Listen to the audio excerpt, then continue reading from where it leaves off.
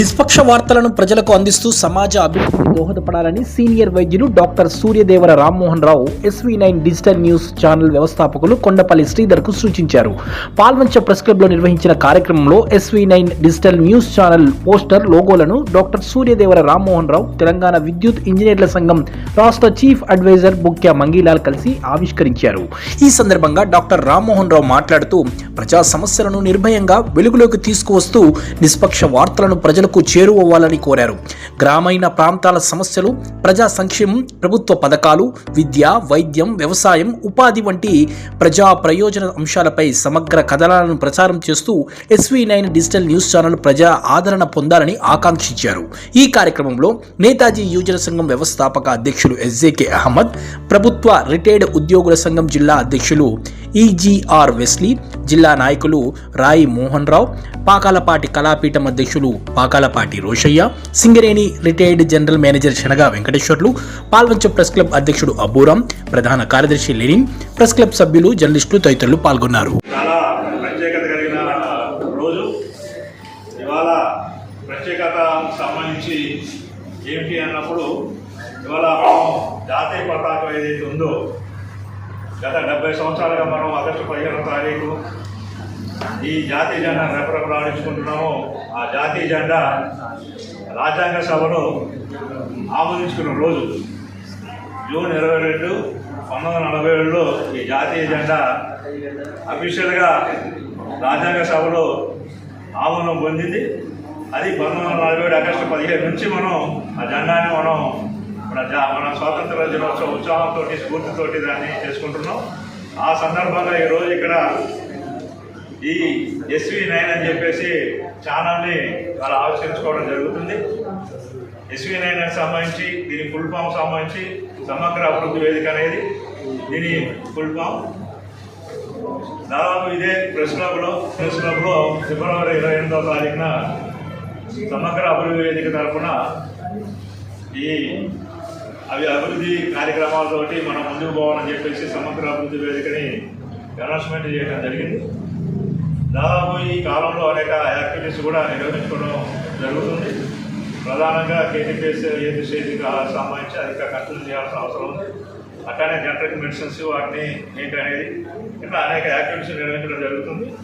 ఈ క్రమంలో ఇవాళ ఈ యాక్టివిటీకి సంబంధించి చూసుకున్నప్పుడు ఉన్న సమాధాన పరిస్థితులకు సంబంధించి చూసుకున్నప్పుడు మిత్రులు, శ్రేయోభిలాషులు, సూచనలు, సలహాలు, అవసరాలు, ప్రాధాన్యతలు ఈ దృష్ట్యా ఒక డిజిటల్ ఛానల్ కూడా ఉండటం అవసరం చెప్పేసి సమస్యగా భావించడం జరిగింది.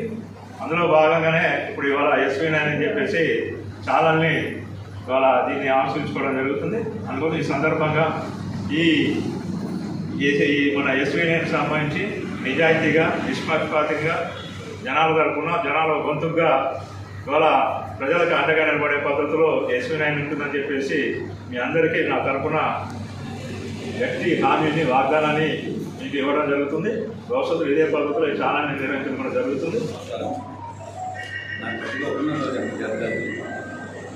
మా మిత్రుడు ఎప్పటి నుంచో మిత్రుడు రావాలని వచ్చారు, లేకపోతే ఆడని కూడా సహకరించలేదు. బయట వచ్చి మాకు 80 సంవత్సరాలు వచ్చినాయి. ఈ SV9 ఛానల్ చేస్తున్న వ్యక్తికి ఒక ప్రత్యేకత ఉన్నది.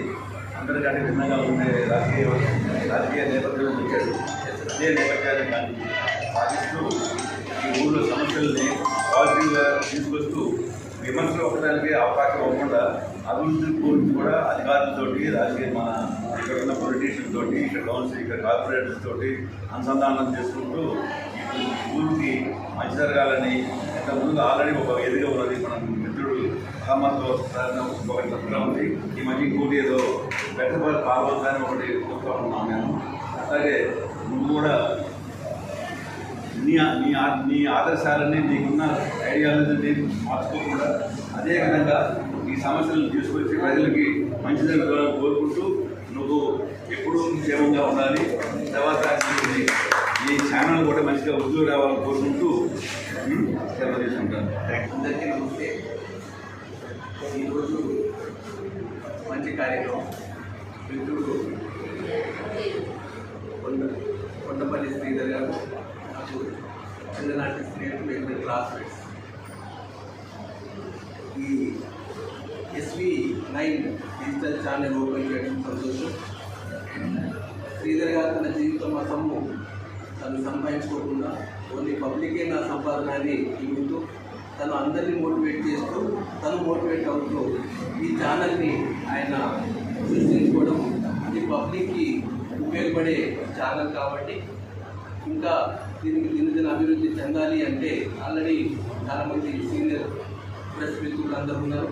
వాళ్ళందరికీ నమస్తే. మీ అందరికీ ఇప్పుడు సమాజంలో పదవులు వస్తూ ఉంటాయి, పోతూ ఉంటాయి, పెద్ద పెద్ద పదవులు ఉంటాయి, పోతూ ఉంటాయి. కానీ ఆ పదవుల్లో ఏమి ఒరిగేది ఏమి ఉండదు. కానీ ప్రెస్ మీడియా మిత్రులు విలేకరులతో జరిగే కార్యక్రమము ఏదైనా అభివృద్ధి కార్యక్రమమే. వాళ్ళే స్వచ్ఛమైన నాయకులు.